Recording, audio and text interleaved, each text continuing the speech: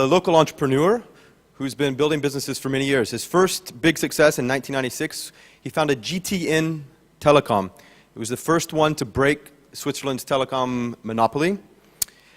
As its CEO, he grew the company to become one of the third largest telecom providers here in Switzerland. Then in 2000, he started EchoVox to develop the mobile platform for interactive personal media. This was back in 2000, already thinking interactive personal media.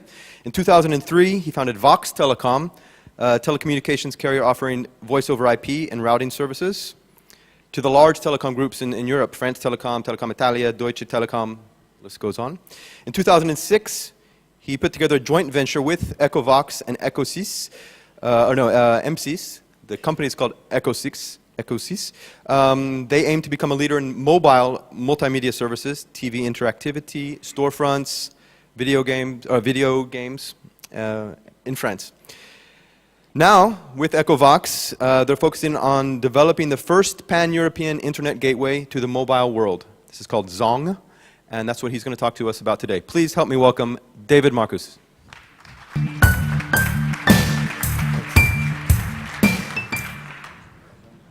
Thank you. What an intro. I feel like I'm 80 years old.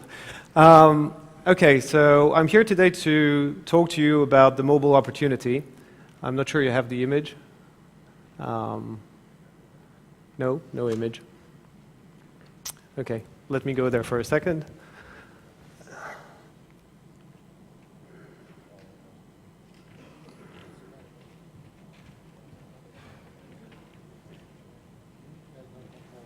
That's it. Should be okay. Okay, there we go. So, I was saying that I'm here to talk to you about the mobile opportunity and what it means for you, for your companies, for your personal lives, and so let's get started. So the first thing is, how large, how big is mobile an opportunity for you? So first of all, let's talk a little bit about numbers. We have today, as David pointed it out earlier on, 1.3 billion internet users today. And, on mobile, we're a little more. We have 3.2 billion mobile users today across the world. And it's really growing pretty fast. As a matter of fact, there we go.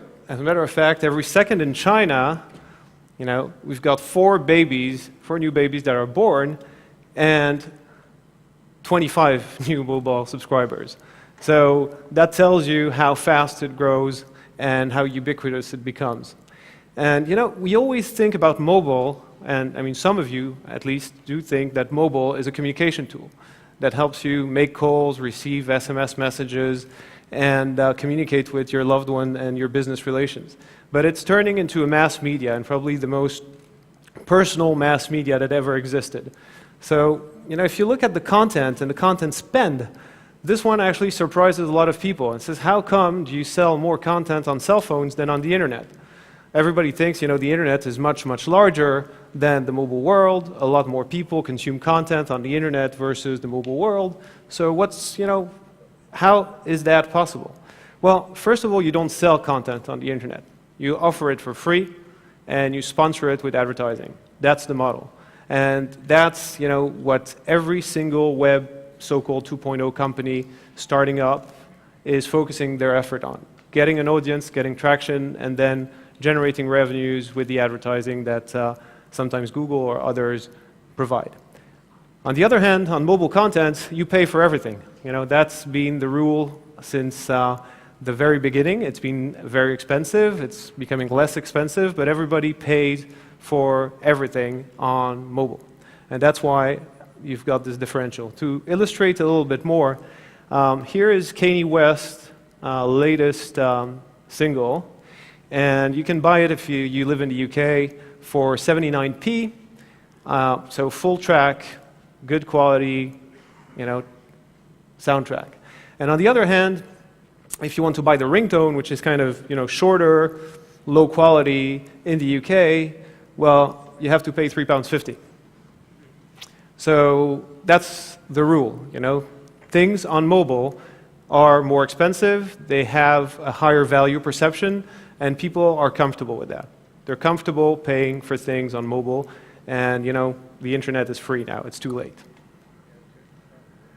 So now if you compare the two worlds, web and mobile are really two very, very, very different places. And in one case, you've got a big screen, a nice keyboard, a mouse, and on the other side, you've got a small device with a small screen. David was telling us about the restrictions on the most sophisticated device today, the iPhone. You still have restrictions. And I know a lot of web companies today that are trying to build models by extending usage to mobile, and to cover the costs of delivering that content to mobile phone, they said, we'll put advertising. It's the same thing. Well, no, it's not the same thing. And believe me, if you start receiving only 100th of the spam you receive in your email box or your spam box and in the form of SMS on your cell phones, you won't see it that way.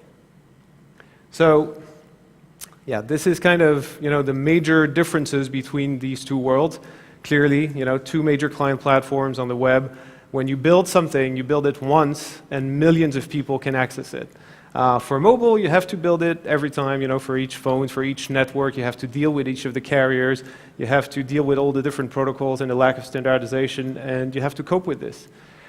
And this is what I spent, the past 7 years working on, is, trying to make the mobile world an easier place.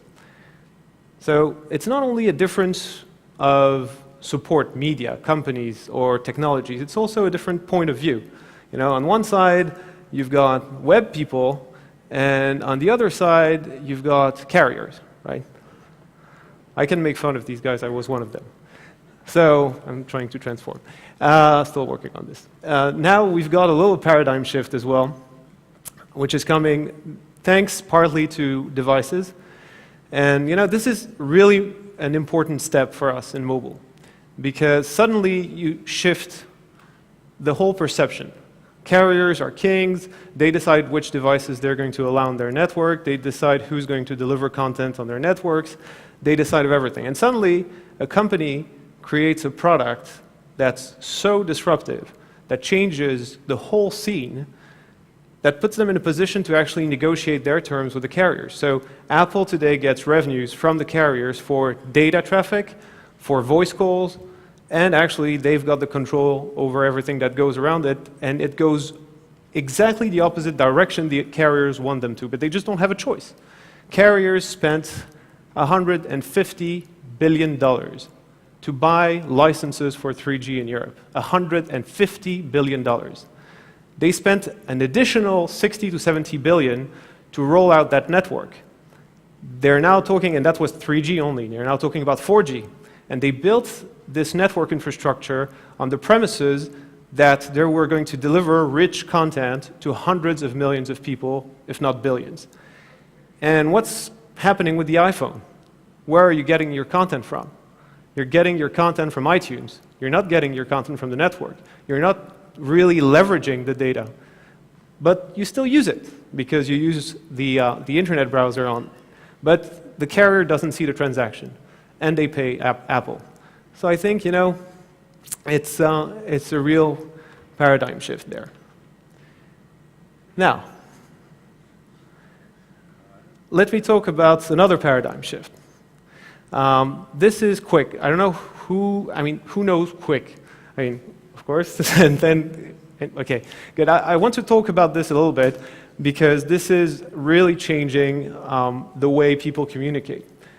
We had the discussion just before I stepped on stage with the sound engineer that put this mic on me, and he said, I'm seeing our content now delivered on cell phones, and it's lower quality, and it hurts me because, I like my job, I like high quality, etc. But the problem is not only that the content is distributed, the video-rich content is distributed on cell phones. The fact is that you can now stream live from a cell phone to the web, and people can interact with you. So a very good example here is Robert Scoble Quick page, and you can see here that yesterday, if you were at the fondue event, you're probably somewhere on one of these videos that was streaming live while you were trying to find your bread lost in your cheese somewhere. So that's changing. It's it's just changing the paradigm that it's not broadcasting like one person communicating towards many, many people, but it's like many people communicating to everyone, multicasting. And from mobile devices, location-enabled systems will change the way we communicate. One point on that, it's not just that I can broadcast from my cell phone, but while I'm broadcasting my video, if somebody leaves a comment on that video, it shows up on my cell phone. Correct. So in Davos, I was doing interviews, and my interviews were better because the audience was participating in that interview while I was doing it. It's really remarkable. That's exactly the point of multicasting and why it's so powerful, actually. Thanks. So, this is, we talked about the iPhone. The audience here is not really representative of mass market. And I just want to talk about mass market. I was speaking on a panel at Web3 in December with Uriel sitting back there. And the debate was around, how to go mobile, what are the opportunities, and it quickly turned around, mobile is really too complicated, I don't have time, and you've got a lot of startups that are trying to develop, mass market solutions, and they've got VCs, representative of their venture capital that invested in the company sitting on their board and telling them, focus, focus, focus. Get more audience, get more page views, and that's the only thing you should do. And the minute they start looking at mobile, and say, oh, it's too complicated, and I'm going to spend 6 months doing it. If you look at the situation in the US, it's even worse with the CARA program brief and the certification process. So I just want to focus about mass market, because iPhone and Quick are not yet mass market. Those are trends that we need to spot and ride, but it's not the mass market. So we're talking about simple stuff. This year, 2.3 billion SMS messages will be sent, only this year in 2008. And for people saying, SMS text messaging is going to be replaced by email on mobile devices, by MMS, or by any other technology, well, for now you're wrong, because it increased, even at these high numbers, it increased 20% since last year. So it's growing a lot.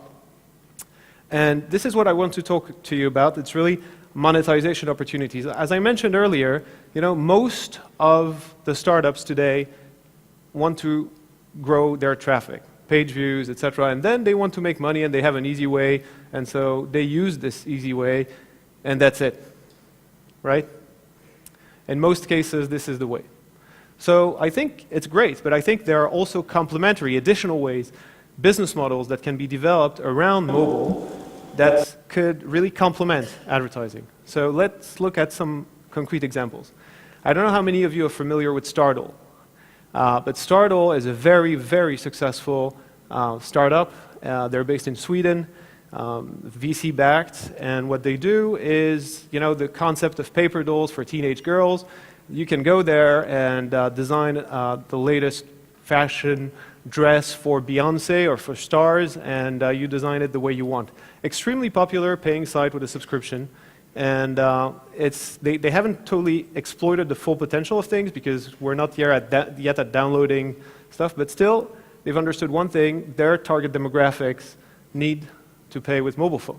Teenage girls don't have credit cards, and if you want to go and ask your mother for the credit card, it's not always a 100% success ratio, right? So you need to work on other alternatives. So that's one example. Another example is Face Party. For those who are in the UK, you probably know that site. It's a pretty, it's a dating website. So it's a dating website, and one of their core revenue stream comes from this banner on top. So basically, you've got your profile, and you text your profile name to, have your profile put on top of the page and get noticed, and that's how the service is called. So the cost for that, and I'm not sure you see that, the cost for that is £1.50, $3.